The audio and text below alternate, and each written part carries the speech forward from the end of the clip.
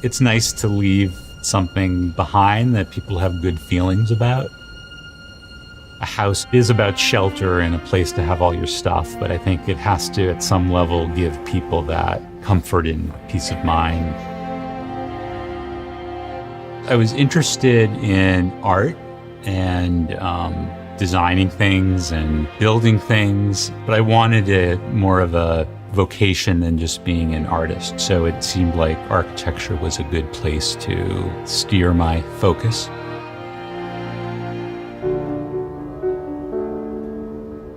The James Hardie block is an early structure in the town's history.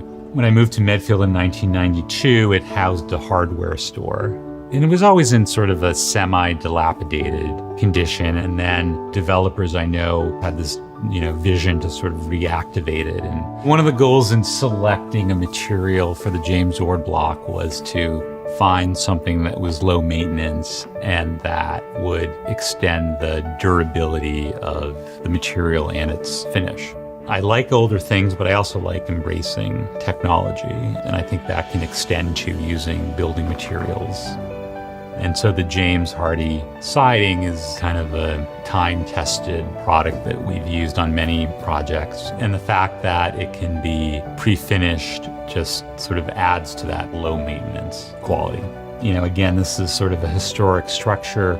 I think it's just like the perfect use for James Hardie. To see people coming and going at night and have the lights on is, it's just really exciting to have been part of that.